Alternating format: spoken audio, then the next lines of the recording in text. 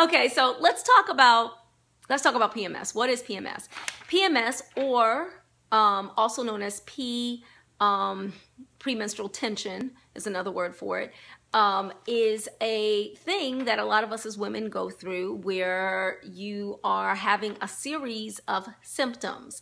These can be diarrhea, it can be constipation, it's sore breasts, it's irritation, anger. You know, I hear women saying, like, I feel like I am enraged, or my uterus is angry at me, and it's like, you know, other people, okay?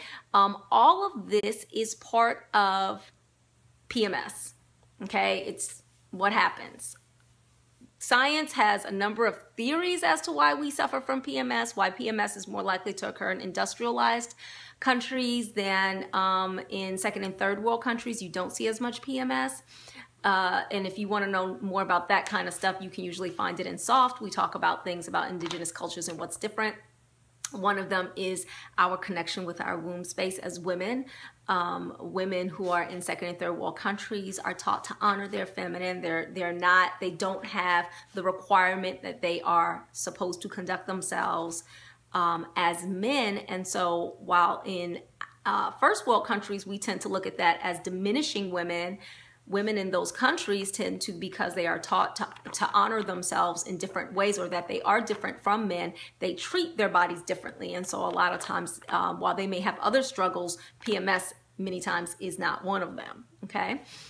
So there's a number of reasons why PMS occurs. I don't really want to go into what causes that as far as the scope of this particular broadcast, but what I do want to go into is some things that you can do to help with it. So the first thing is to increase your intake of omega-3s.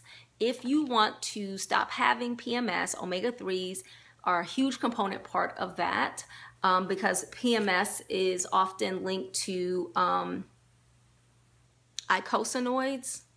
So those, when you have too many of those, then you end up with more PMS symptoms, and omega-3s decrease them, okay?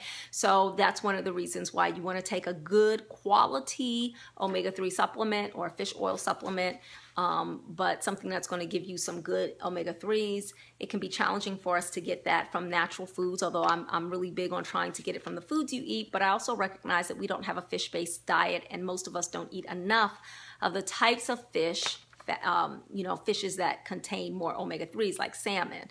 A lot of us are eating, you know, lighter fish that we're not going to find as many omega-3s in. So take a good quality supplement. Omega-3s are necessary. The second thing is, and this is kind of hard because a lot of times when you're PMSing, you are craving sugar, and yet you want to decrease your sugar intake if you want to stop having PMS or diminished PMS in your life, okay? Sugar, we crave it, we want it, it's in everything. We have so much processed sugar all over the place. I have a sweet tooth, so I'm not demonizing anybody's sweet tooth. I get it, totally get it. But you do want to decrease your sugar intake, so use alternatives. No, not Splenda. Splenda is horrible for you unless you're trying to kill bugs. But something like stevia is a good alternative. Honey is a good alternative. So if you can limit your sugar intake, and like fruit sugars are fine when it comes to this, but you really want to limit or eliminate processed sugar, white cane sugar, white beet sugar, you know, things like that, because it really does increase your PMS symptoms. And if you are a liminal woman, meaning that you are in your perimenopausal period, you will find that these things are also true. So even if you're like, well, you know, I'm at the end and I'm not quite, my moon time has come and go and stuff like that, this will also increase, these things will also impact your symptoms, your perimenopausal symptoms as well. Okay?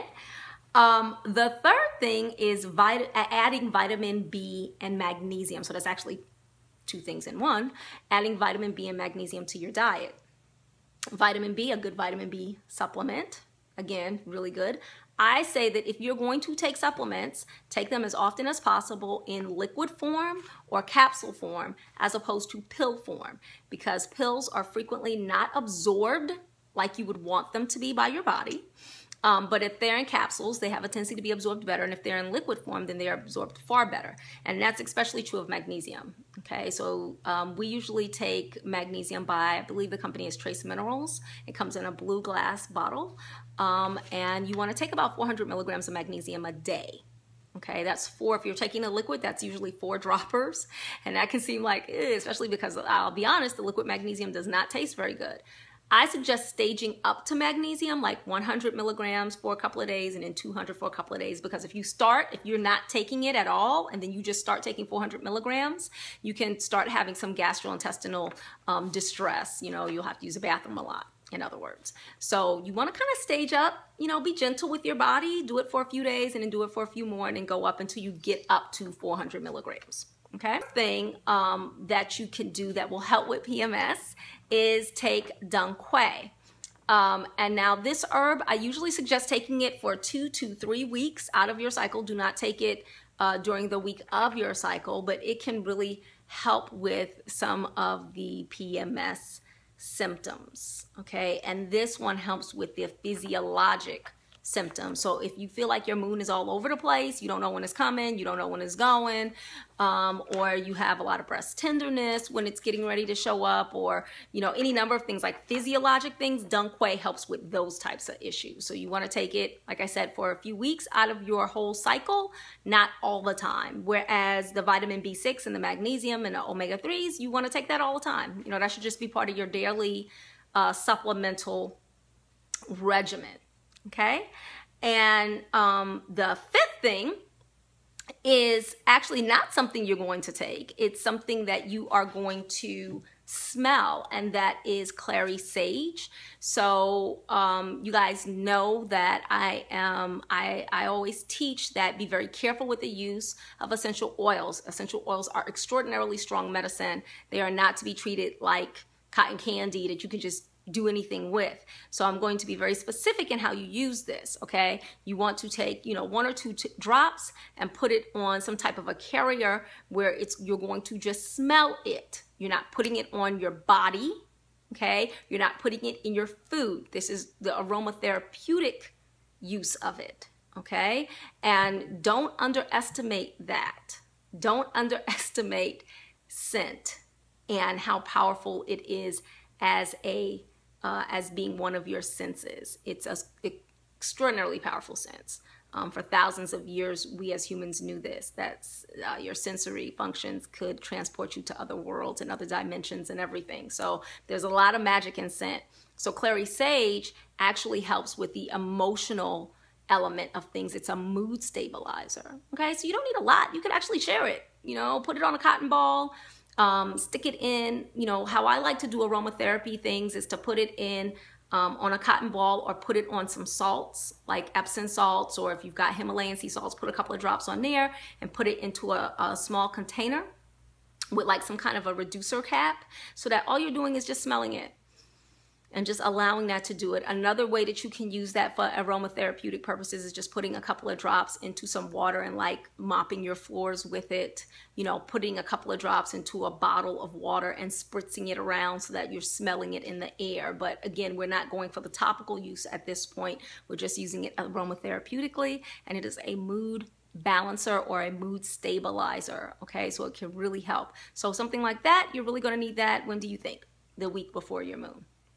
Okay, you don't need to do it all week long. Welcome, Gloria. Welcome. I see some of you guys coming in here. So those are the big 5, actually 6 things that you can do that will help with your PMS. I did not want to leave you ladies lacking this week because I may not be able to be on Periscope at all next week. So we'll see. I'm doing some traveling supposedly next week, so we'll see what happens. But I did want to make sure that you guys had these tips to help with your PMS and symptoms, to recognize that PMS is not something that you just have to live with. Your uterus is not angry with you. This is not just, you know, this kind of horrible, oh my God, this is just, it sucks to be a woman. No, this is your superpower. This is something that you actually want to learn to work with. And again, like I said, get this class, this Moon Mysteries class, while it's on sale for $49.